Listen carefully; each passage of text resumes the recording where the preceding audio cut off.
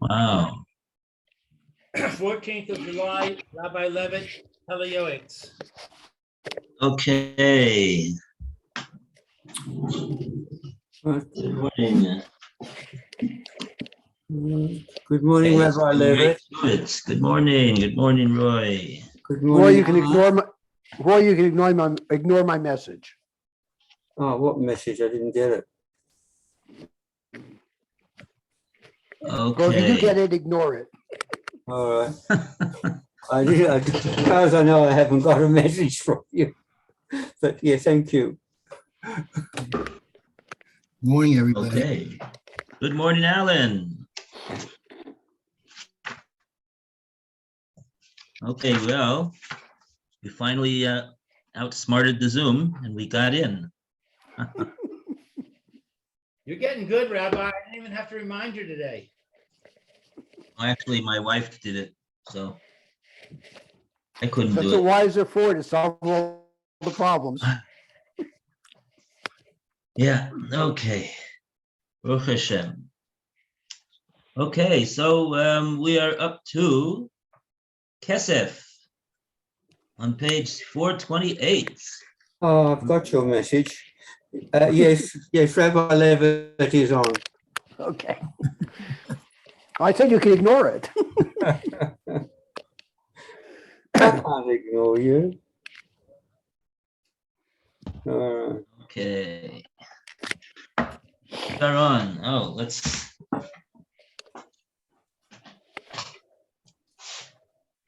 Okay. So,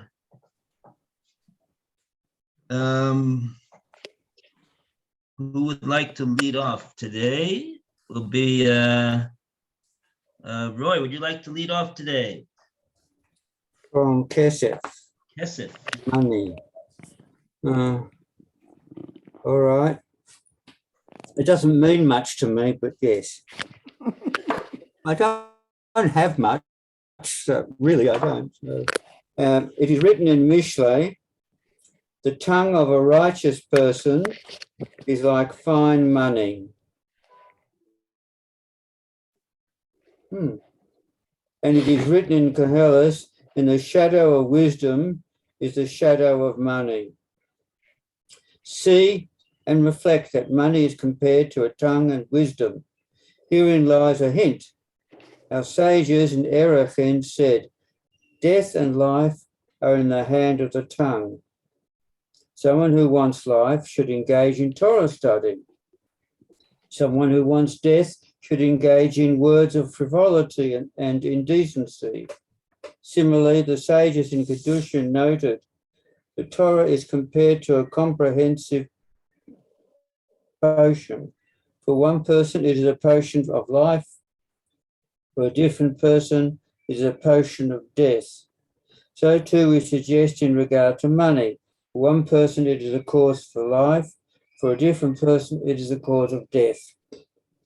The majority of sins result from a person hotly pursuing money, robbery, theft, fraud, gouging, vain oaths, false oaths, lies, corruption in weights and measures, trespassing, controversy, jealousy, hatred, competition, prohibited food, and desecration of Shabbos and Yom Tov. The majority of sins that a person commits are for the sake of profit, and the sin of the desecration of God's name is the most severe. Likewise, someone whose money is very valuable to him disregards many mitzvahs, prayers, blessings, and the study of Torah more than anything else. Even when he does fulfill them, they are disqualified due to his rashness and miserliness, and because his heart is not genuinely with him, for it is focused exclusively on monetary gain. He neglects giving charity, and he does not do as much as he could have done. These and many similar wrongdoings result from his attitude to the extent that his wealth becomes an evil trap. He inherits Gehenna because of it, and he descends into the grave. Whoa, that's pretty strong stuff. Isn't it? Yes, it is. I agree. I mean, he really went to task on that one.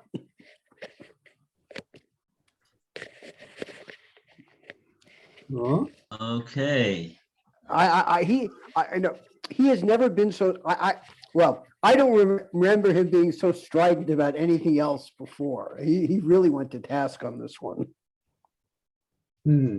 Yeah. I'm just interested to analyze his opening remarks.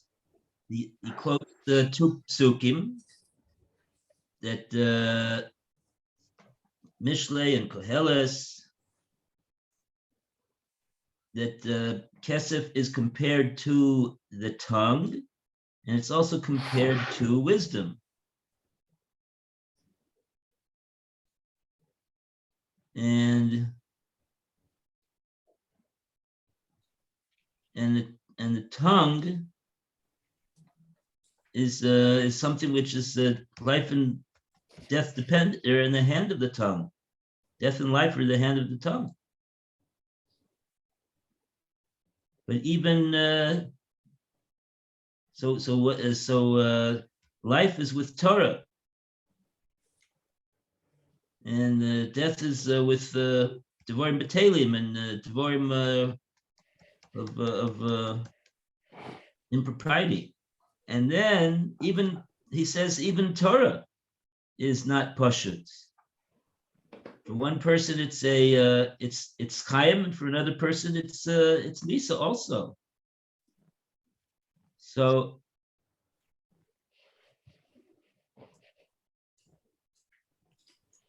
okay. With regards to wisdom, it's not compared with wisdom. It's the shadow of wisdom. I think in the shadow of wisdom is the shadow of money.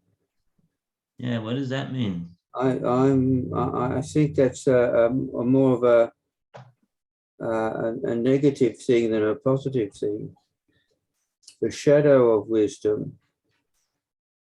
Shadow is usually something. Shadow is usually something to be aware of. You know, it sort of means just be careful.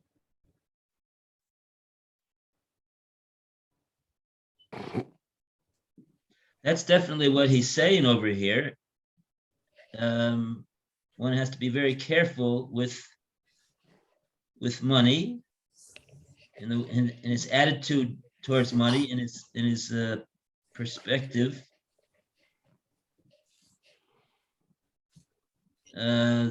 That's what he says. So too, just like Torah. Torah is that's also an interesting Gemara, Kedushin 30b.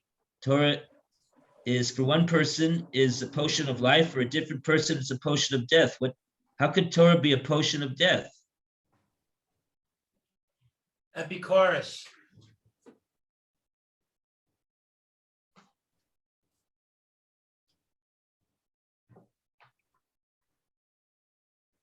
Okay. I mean, if he wouldn't have learned any Torah, then he wouldn't be able to be an Epicurus because he doesn't know anything. Right. Epicurus has to know something. And maybe that he's learning Torah for self-aggrandizement. For he wants to put himself up above others. I know Torah. I'm learned. So you have to look. You have to. You have to honor me.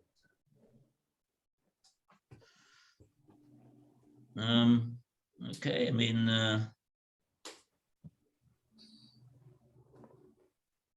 Okay, the point is that with money it could be a cause of life.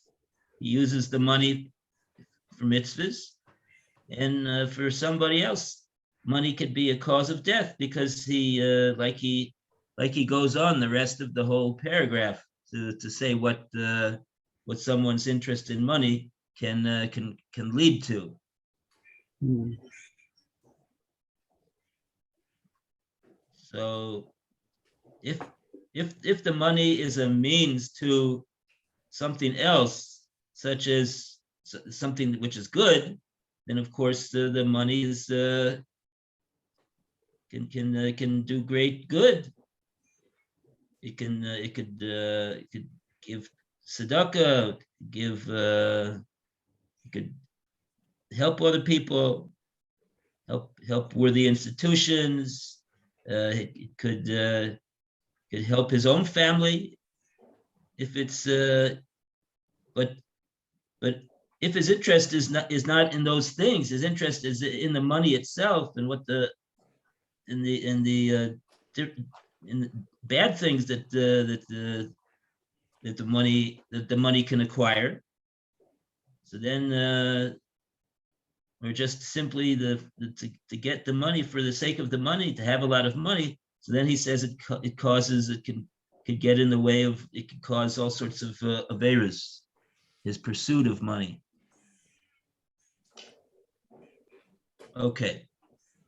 All right. Fine.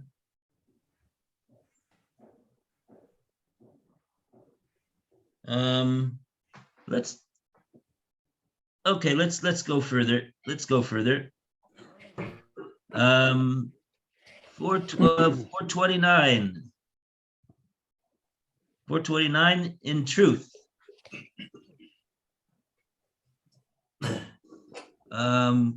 Lou, would you like to continue? In truth, our sages said, a person is recognized by his wallet, meaning how he spends his money. Behold, it is true that the evil inclination of money is very strong, especially in this generation, which is a generation of money. People are more attracted to money than to all other sins and all other pleasures. The money of people is beloved unto them. To some, even more than their body, to others, even more than their soul. But this is the ideal for an upright man in this world. He must be a mighty warrior who conquers his evil inclination and who opens his eyes to see that money takes lives and gold causes grief. He must truthfully understand that it is better to die from hunger than to be a wicked man before God or to anger him, heaven forbid.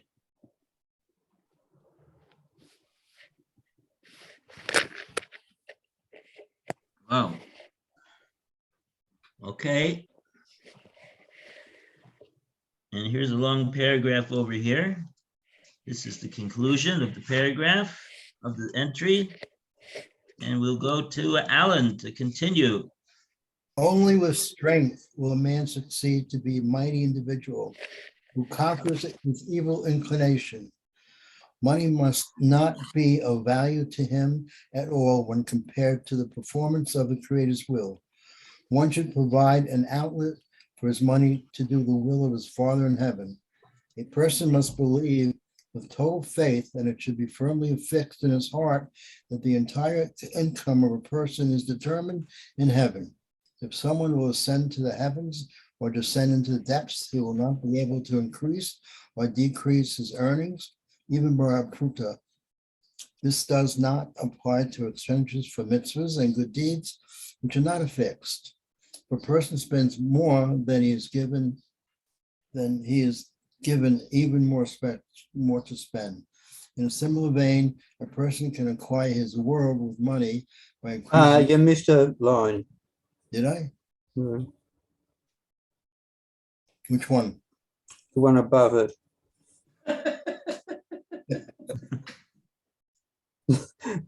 A person can acquire his world with money by increasing his charity and increasing his mitzvahs and good deeds. All right, so that's what I missed. Okay. Yeah. This does not apply to expenditures for mitzvahs and good deeds which are not affixed. If a person spends more, then he is given even more to spend. In some vein, a person can acquire his world with money by increasing his charity and increasing his mitzvahs and good deeds. He acquires a good reputation. He acquires Torah, and he acquires the world to come. There is an allusion to this on a play of Devar Torah, Ma'al Kono. Money buys a word of Torah. This implies that money is required for all the words of Torah and for all the good things. Money can be a response to almost anything. A wise man is vigilant in all these matters, and he does not doze off. The end of the matter, all things being heard. Fear Hashem and keep his commandments, and for this is the whole of man.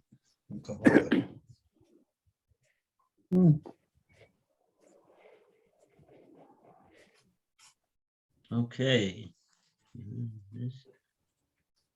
Devar Torah Ma'os Konos. Devar Torah, when the Gemara says Devar Torah, it means this is the rule of the Torah. This is deraisa. This is mandated by the Torah. What does the Torah mandate? Most konos, money buys. So he's saying over here, what it's sort of like a cute use of the word of the expression Dvar Torah.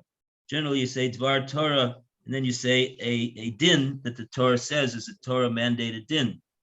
Here he just says this little saying says most konos, meaning to say a word of Torah money could buy.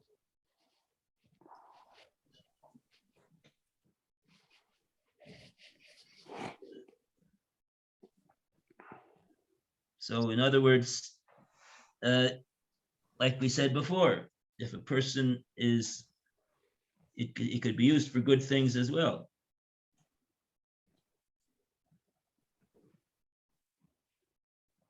Okay. All right. A round of applause for Kesef. All right. And now we go to Kinui. And we go to Eliezer to start off. Kinui. Jealousy? Kinui means with a chaf. With a chaf means a nickname. Oh, okay, fine. Right. With a kuf, it's like jealous. you say. Yeah. Okay. I remember we're saying our sages say, someone who gives a bad nickname to his friend does not have a portion in the world to come. Does that feel dash bay also shame shelo halbana mimenu? And they say this even if there's some toelis in the name. I'm saying there's some the name. No, this is an expression. Amru, this is so that we say that it's improper to use the nickname. Afilu doshbe, even if like it's something that people trod upon and people use it. Everybody uses it. Okay. And, everybody calls them that. Like what's that Chazal say mitzvahs kalas she'adam dash bohem. Small, little regarded mitzvahs that people are dush on them. They do disha. What's disha? Disha is what the cow does when you put him over there by the wheat chaffs. Yep. Mm-hmm. And he trods upon them, and like that he separates the kernel from the chaff. Mm. So that's what that word is. Afilu dash babe also shame. That it's a well used name. Everybody uses it. She'ein lo halbanami menu, and the person doesn't have halbana from it. He doesn't get white from it, meaning he doesn't get embarrassed by it. Would a name like, for example, Chazal or other abbreviations like that, is that a nickname? what abbreviation? Like Chazal, for example, is an abbreviation we use, and there are other ones too. Are they nicknames? No, that wouldn't be a nickname. Would you? No, that's not a nickname. Uh, That's called a notricon. uh-huh. No, notricon is not a nickname.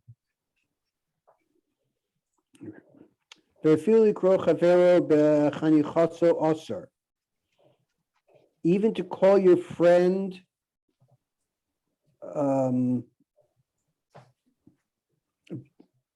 with this, in some character, some trait of his is going to be aser. I'm not. What is chanichaso? That's a good question. Hanichaso. Afilu likro lechaveru b'hanichaso. I'm not sure what he means by that. The translation thinks that he means by his formal title. It could be that this is mentioned in the Gemara there in Bava Metzia, where he quotes the Gemara in Bava Metzia. Right. That's the source in the Gemara for the impropriety of using a kinui to address an individual.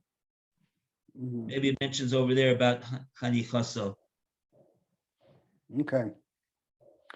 V'hein ba'avon pasta hamispachas v'nasa keheter l'kol chavero b'shem shel gnai o b'chanichin ad sheshochin es Hashem es shemam v'zeh echad min hadavarim sheshachal hakasav hakalos k'mo chamoros Shari Amru Rabbeinu Zichron Levracha Asher Anu Ma'aminin B'Divreihem Hakadoshim Mipihem Anu Chayim Shein Lo Chelek L'Olam Haba. Okay, that's the sentence. Okay, now this is a sin.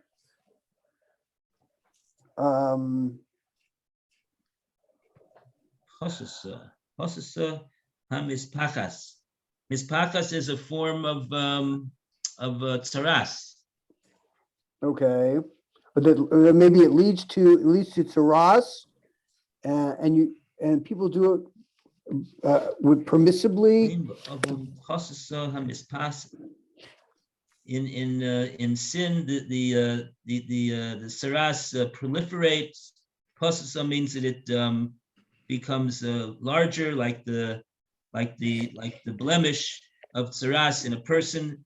It's pasasa. It's a bit of a flowery Right. designation over here that he's using.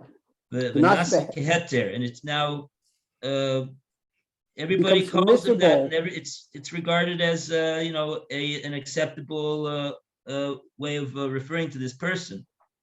L'chavreihem b'shem shel ganai or b'chanichosam. To call a person after an insulting name or a title.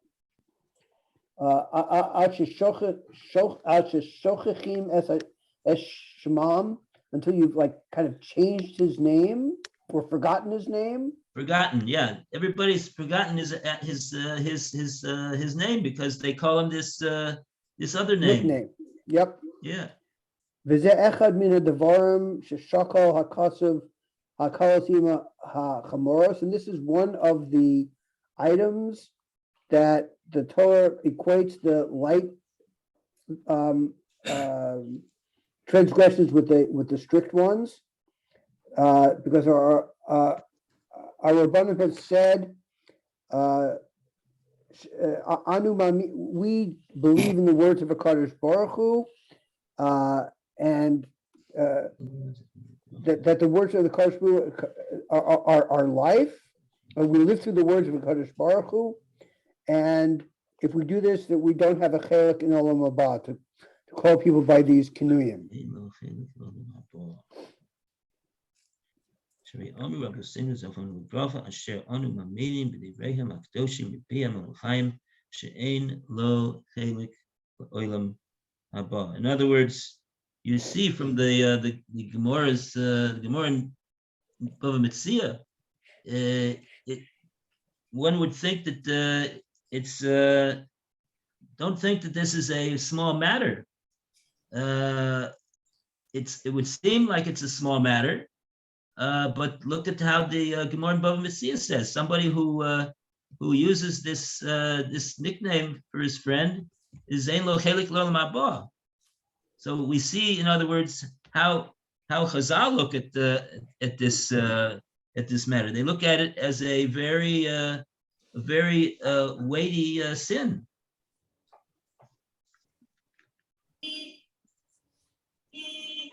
Hine ki chen mish ha'ish hayaras Hashem v'yoreh nafsho. And similarly, we see that a person who fears Hashem and fears for his soul, yishmor piv l'shono mizos. He watches, he guards his speech and his language from this. V'kazos al ya'abed atzmo l'das. And he doesn't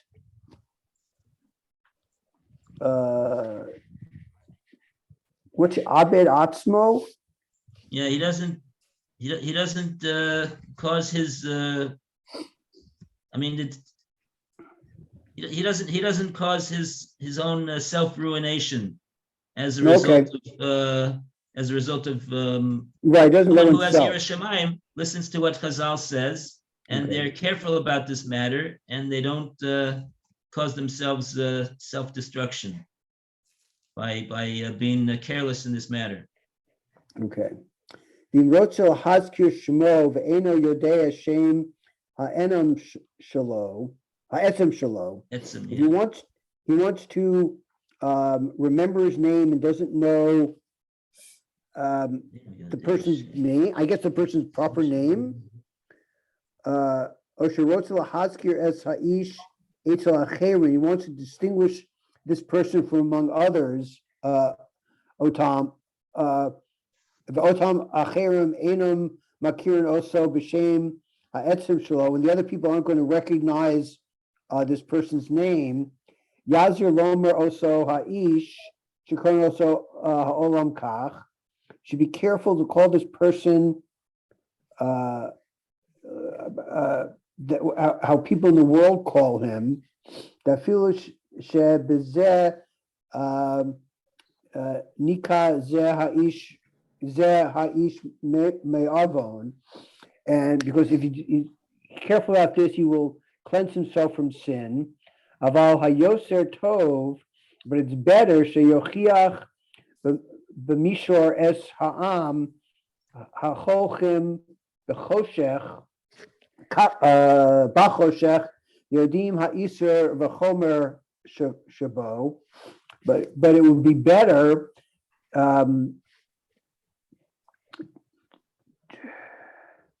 to guard or to instruct the people, to protect the people who do this in darkness, and so they would know the issue, how strict this issue is. Actually, yeshuvu likro l'shem shabo, until they come to call him by his name. Was chusarabim taluibo, and the benefit of the majority of the people, of the populace, depends on this or hangs on this. Okay, very good. I'm sorry? Oh yeah, I have a stop at that point. Oh, okay. So you'll probably be happy to hear that. I am. So let's take a look at this Gemara over here. Maybe we could get some idea of what exactly the Gemara is talking about. What's called a kinui. This is a Gemara in Bava Metzia 58b. Maybe Art will give us some good examples.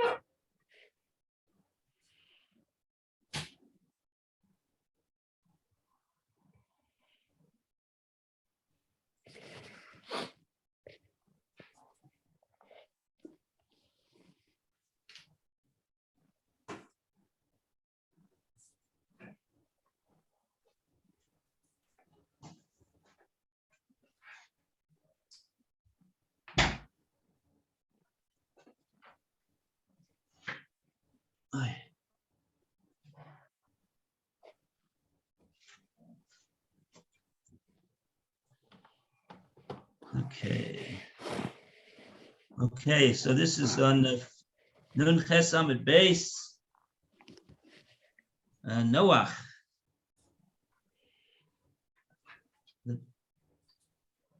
Noach. He was the one who was a man of good deeds. And we find here the Mishnah itself. The Mishnah on this page is talking about the matter of Onah. Shem she'onah b'mekach u'memkar kach onah b'dvorim. Just like there is onah in regard to mekach u'memkar, monetary transactions, kach onah b'dvorim. What does the word onah mean?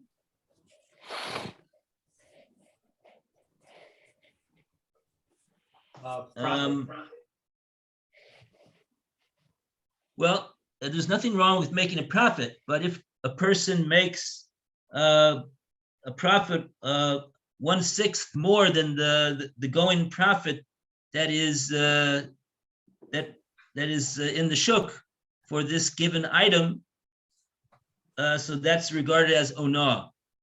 And so, in other words, onah, what exactly is the real meaning of the word onah? Well, we could see when it comes to, just like we say there's onah in mekach hamemkar and monetary transactions, we call it also onah when it comes to words. What is onah with words? Onah's devarim means words that cause pain and anguish to the person who they are said to.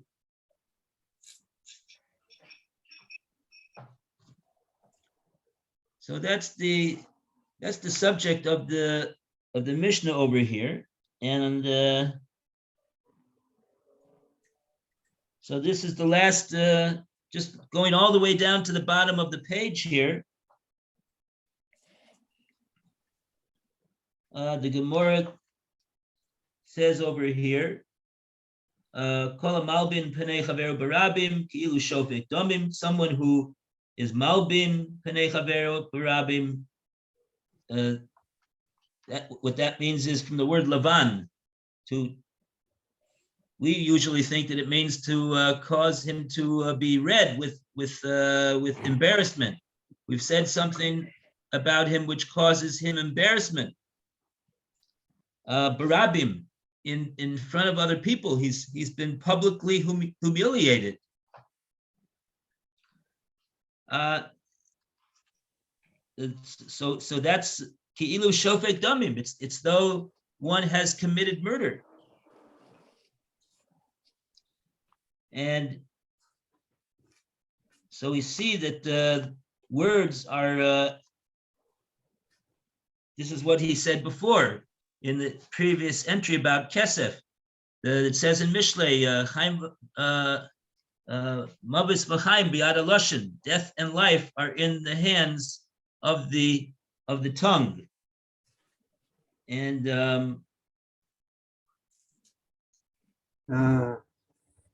So towards the bottom two lines, he says there, Gemara says hamachaneh shem ra lechavero.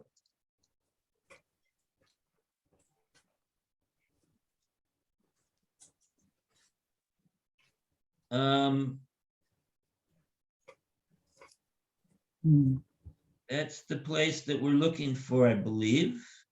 Yeah, it says three people don't come out from Gehinnom. I'm looking for the language of the Pele Yoetz, though. He said, where this must be over here as well, but I don't. Does everybody see it?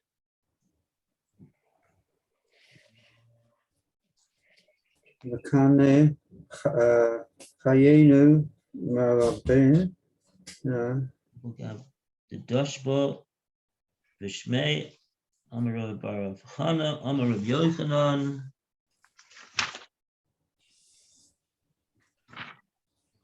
Noch lo la'adam sheyavo al safek eshes ish ba'al yalbin pnei chaver b'rabin.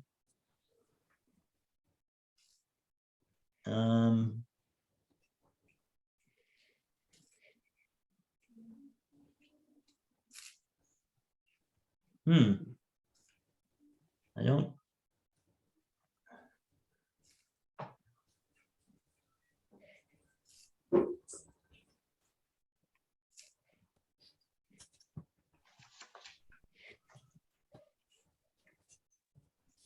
Unless he said it before. I don't think so. This would seem to be where he's now starting to talk about this.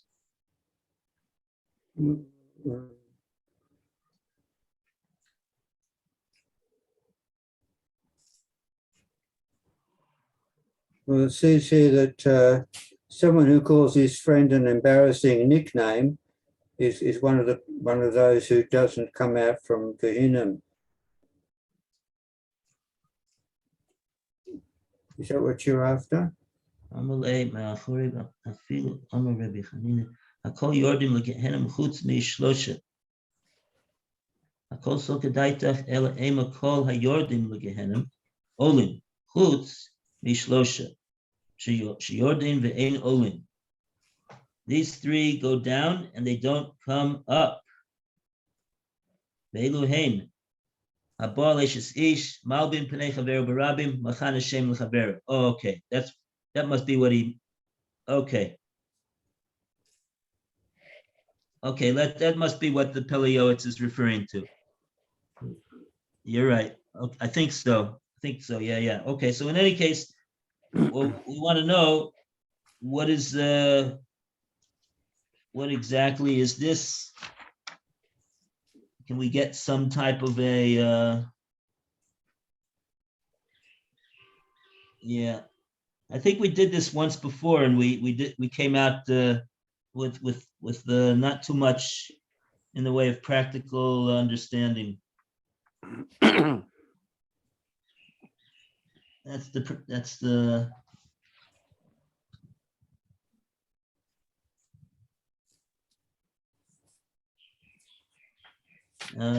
Okay.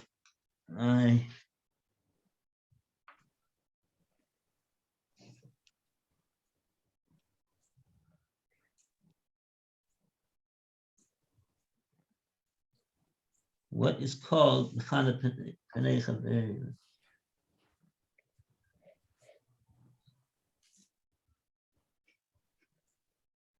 Okay, maybe the Gemara goes into it later, but I don't see the Gemara really explaining it over here. Is there any edifying words in the art scroll about, or does it just say somebody who uses a nickname on his friend?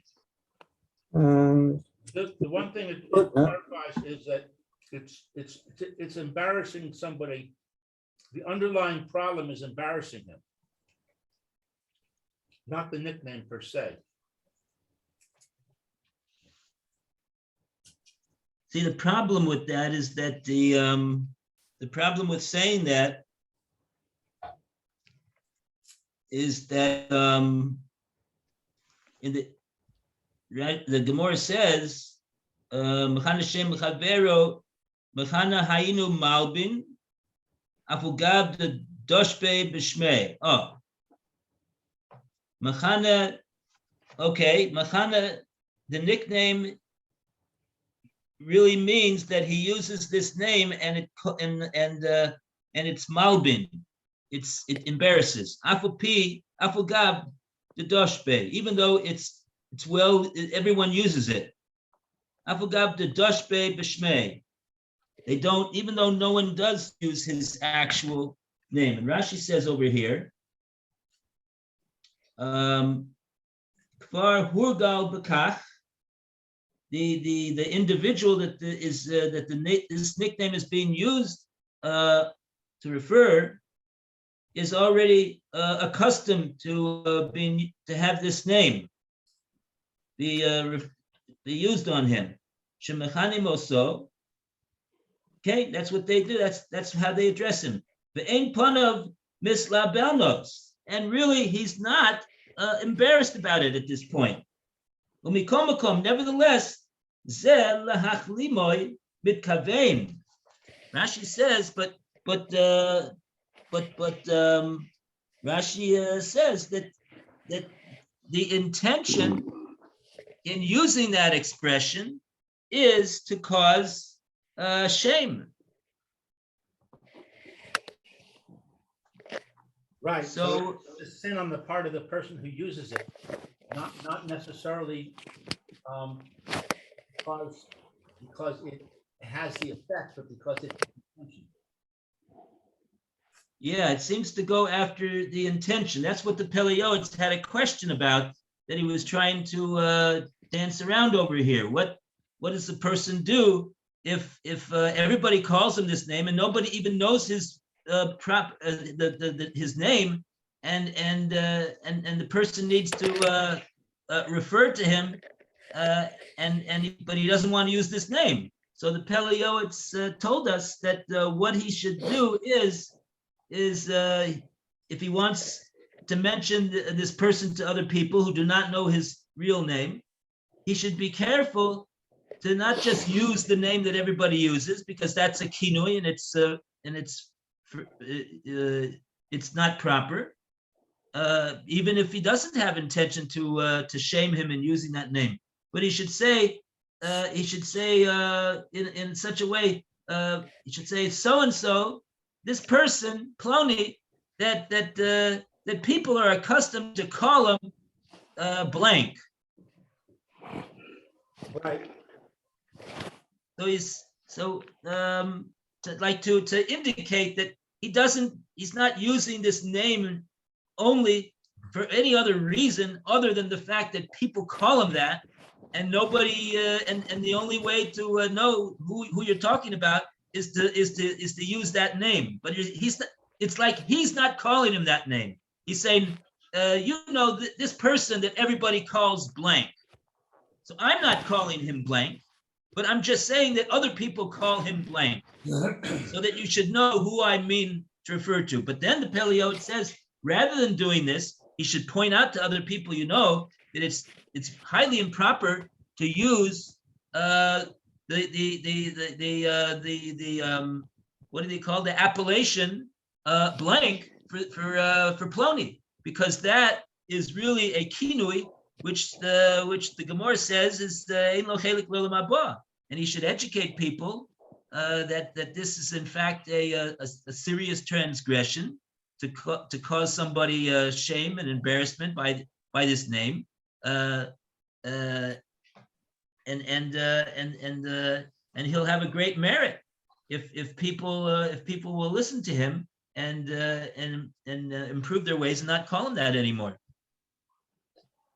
Okay. All right. 11:31. Thank you, Rabbi. All All the right, have a best. good Shabbos, everyone. Good Shabbos earlier then. Amen.